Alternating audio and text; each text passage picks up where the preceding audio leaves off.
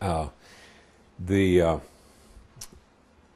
I don't think of any other particular emotional things that so stood out in my mind that I, right off the top of my head would have to mention that. There were other times. Some of the teenagers in the homes of the hosts were so interested. They were practicing their English for one thing, but they were also letting us know, us as the guest know, that they were sincerely interested in what our experiences were coming from the States, and what we had expected from being in Turkey, and what we would take back to the States. But they were interested in and were able to express this more than just having comments translated back and forth between the adults. So, which city in general that Turkey has a place of many civilizations and cultures and mixed history? Like, it's been very well blended, and knowing that there's a whole Turkish culture, Turkish people who are lively acting in a specific religion, kind of having this respect, this great respect to others, and living in a peaceful location. Like, how would you kind of evaluate the Turkish people in general, like within their historical concept and their understanding of the others? I was impressed with the Turkish people from a lot of standpoints, and I think probably to realize that one, it was conquered from all sides at various times in civilization, whether it was the Greeks coming through or the Chinese or Mongol hordes coming from the east, or the Romans coming through. And with each takeover of this strip of land, the Turkish culture and civilization that's left there now has had, through all of these trials and tribulations, I guess you would say, being conquered, reconquered, and taken over by all of this, they have been left with a significant ability to adapt and accept the good things and adapt to what bad things have gone on. But at the same time, they've maintained their own identity. And from what I saw, Turkey today is in a very strategic part of the world geographically, but culturally and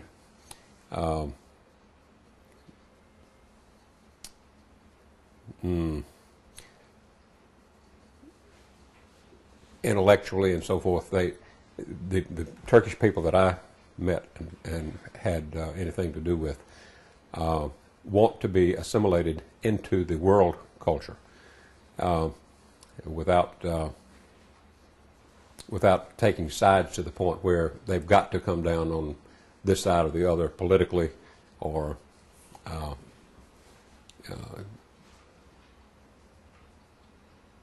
religiously.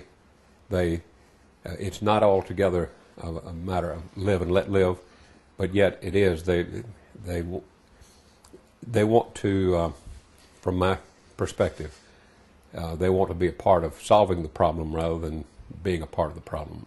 Maybe that can be summed up that way. And truly, I think this is what Interfaith Dialogue, the Institute for Interfaith Dialogue, is attempting to do also, is to be a problem solver instead of being a part of the problem. I don't know if that answered your question or completely. Yeah. Okay. So, path of the well, this whole faith, like, would you say it sparkled some new ideas, some new feature plans, or something that you feel like we gotta do this? Did it start something new in you? Well, I have felt. You mean so far as the world having to do something new? In yourself, like in felt myself. like you want to do this and that. Yes, I have felt for some time that there was a better way to approach problems of the world, and the best way to get it started is through individuals.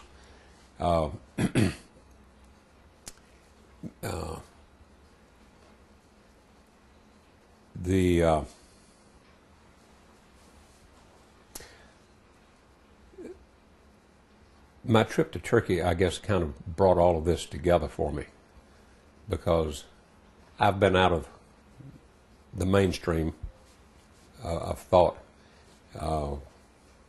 political thought in the United States for several years. Everybody knows that we're the greatest military power that ever was. What we're not real good at is making peace. We make war very well, but we don't make peace very well. And so I've been concerned that Christianity, as we know it in the United States, leaves a lot to be desired so far as the peace part of our religion. And after all, we like to say that we worship the Prince of Peace, and that's kind of hard to reconcile. It's been hard for me to reconcile for a number of years, and to realize then, as I've gotten involved in the Interfaith Dialogue group, that there are other groups around the world, even not of Christianity, of the Christian belief, that feel the same way, that there's a better way of our getting along than always being at each other's throats and having wars fought between groups. So my trip to Turkey definitely underscored all of that, and made me know that it's possible not to be a utopian at all, but I still believe that it is possible for us to get along a lot better than we do now if we will get to know each other, and that needs to be done on a one-to-one basis, as well as in groups, small groups, and then take it to the larger groups that are our governing bodies. So would you like to go back? I'd go back tomorrow, given a chance. I loved Turkey, the country, the diversity of, just geographically, but also the history, all that it offers, the people, the culture, and I feel like I have a lot to learn about the country as well as the kind of life. I've been doing a lot of reading about Rumi, and of course I read a lot of Fethullah Gulen, and his philosophy I find very close to my own. And as I've said in various meetings, if all of us lived our lives according to what Fethullah Gulen adheres, we might be better Christians if we would put his philosophy into practice in our daily lives. And I think we have a lot more similarities than we do differences.